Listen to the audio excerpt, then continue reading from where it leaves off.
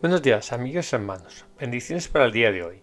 Para entrar en el tema del regreso de Jesucristo y su relación con las bodas de Caná, pongámonos en contexto y vayamos al Evangelio de Juan, que comienza presentando a Jesús como la palabra o verbo de Dios que se hizo carne y de esta forma se manifestó al mundo, mas éste no le recibió. Esta fue la primera manifestación de Jesucristo como el Hijo del Hombre, y fue su venida representada como la del Cordero Sufriente.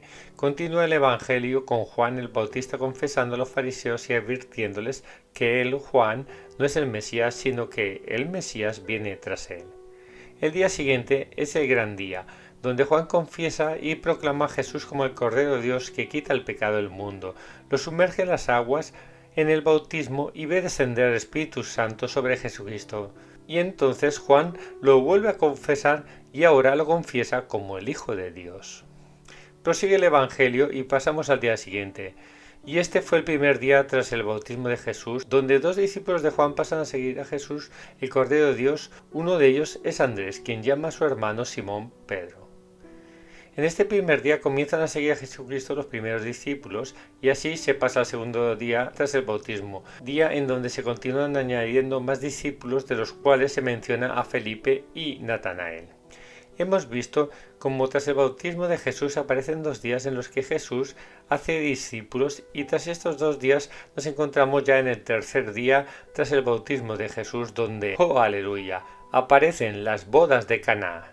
Estas bodas son el acontecimiento en el que hoy nos centraremos y empecemos leyendo Juan 2:1. Al tercer día se hizo una boda en Caná de Galilea y estaba allí la madre de Jesús, y también fue invitado a la boda Jesús con sus discípulos. Retengamos esto, que el tercer día Jesús y sus discípulos y su madre son invitados a las bodas de Caná.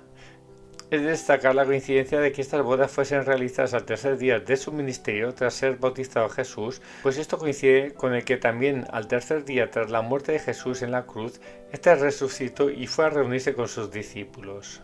Vemos esta resurrección de Jesús en el tercer día leyendo Mateo 20:19. Y le entregarán a los gentiles para burlarse de él, azotarle y crucificarle, y al tercer día resucitará. Podemos identificar con las bodas esta figura de volver a estar con ellos tras resucitar, y en donde Jesús añade diciéndoles: He aquí, yo estoy con vosotros todos los días hasta el fin del siglo. Amén. Mateo 28:20. Vemos cómo Jesús les anuncia que esta unión es para siempre, como si hubiese habido ya, si no una unión matrimonial de una forma no explícita, un precontrato de bodas.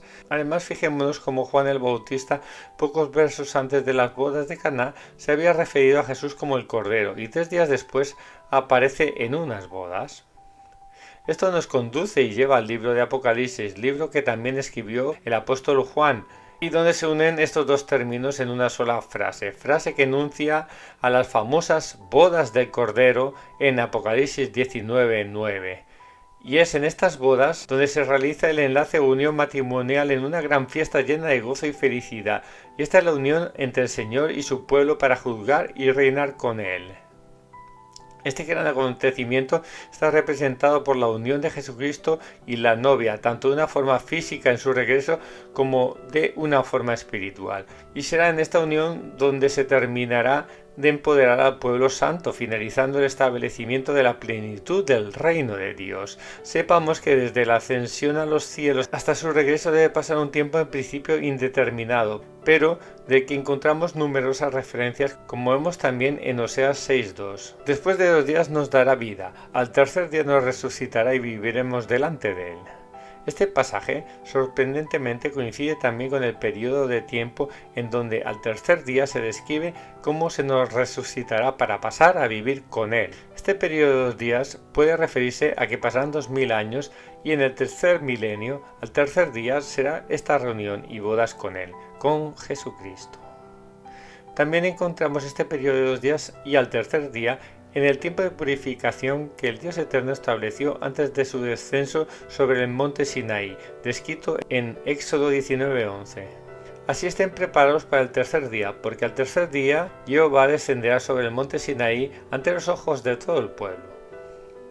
En esta figura podemos entender que durante estos 2 días el pueblo debía purificarse para estar preparado para poder estar en la presencia del Señor. De otra forma serían cortados. De la misma forma, el pueblo que decidió hacer para estar listo y preparado para el eterno Dios en el Sinaí, y que habiendo creído se purificó y guardó sus vestiduras para no ensuciarlas, contempló la manifestación del Señor.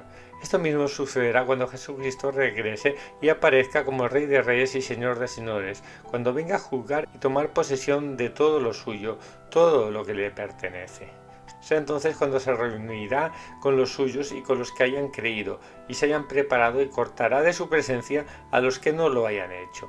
Recordemos que estos 2 días son una figura, es decir, pueden representar 2000 años, que están por cumplirse alrededor del año 2030. Pues haciendo una cuenta rápida, desde la muerte y resurrección del Señor Jesucristo, que fue alrededor del año 30 de esta era, hasta el 2030, transcurren 2000 años. Entonces es ya mismo que se cumplen los 2 días o 2000 años, y de aquí en adelante, en cualquier momento de estos 1000 años, es decir, del tercer día, puede aparecer en su regreso nuestro Señor Jesucristo. Y recordemos que para el Señor un día es como 1000 años y 1000 años como un día, según de Pedro 3:8. Aunque quizás no sea correcto decir en cualquier momento, pues proféticamente se alude al regreso de Jesucristo durante las vigilias de la noche o al amanecer, poco antes de la salida del sol. Es por esta hora indeterminada que el Señor nos llama a estar velando, no durmiendo en la noche, y atentos para conservar el aceite y la luz en nuestras lámparas.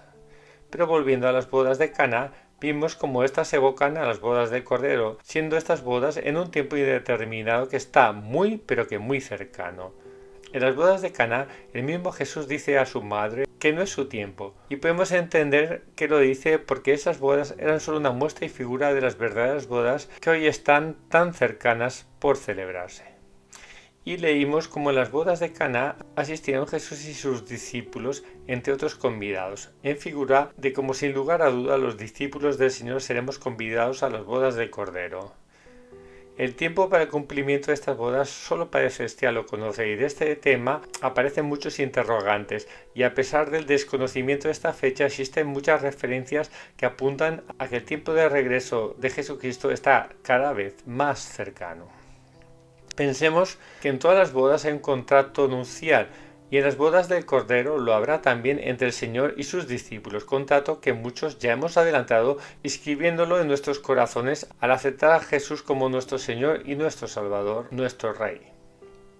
En unas bodas genuinas se presuponía que se tenía que acudir tanto el novio como la novia, ambos puros y con vestiduras sin mancha, y conocemos como la Iglesia o el pueblo del Señor es la novia que debe estar limpia y pura para esta unión. Es así, la novia debe purificarse por el agua de la palabra, la alabanza, la acción de gracias para la limpieza y purificación del cuerpo de Cristo, ungiéndose también la novia con óleos y perfumes. Por otro lado, la novia también debe tomar la copa de vino que representa, aparte del gozo y la alegría, también el sufrir y padecer cosas que debemos soportar por el amor a Cristo. Y como no, la copa de vino también hace referencia y memoria del sacrificio y la muerte y resurrección de nuestro Señor Jesucristo. Por supuesto, en estas bodas de Caná, que necesitaban del gozo habitualmente provisto por el vino, es por esto que Jesús pasa a tomar el papel principal, pues Él, Jesús, es la fuente y origen del gozo y la alegría verdadera. Jesús, ayudado por sus servidores, quienes representan a los ángeles y siervos del Señor, llenan las tinajas para la purificación de agua, y es entonces cuando Jesús convierte el agua en vino. Pues es Jesús quien tiene el verdadero poder para la transformación, y es cuando su pueblo acude a Él, y en el Evangelio quien acude a Él es su madre en figura de la Iglesia. Fue entonces que tras solicitar su ayuda, Jesús comienza a obrar, y así Dios puede transformar nuestras vidas mediante una perfecta renovación y purificación, pues antes de esta transformación realmente no existía el verdadero gozo, sino solo una apariencia de este, ni tampoco existían sentimientos verdaderamente puros.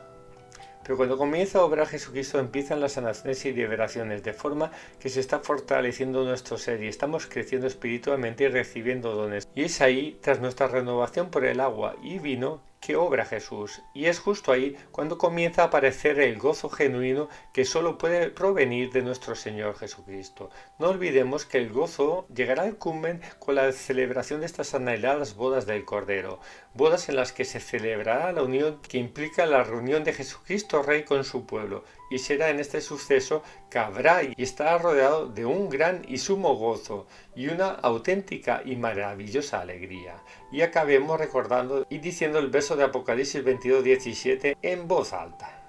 Y el Espíritu y la novia dicen, ven, y el que oye diga, ven.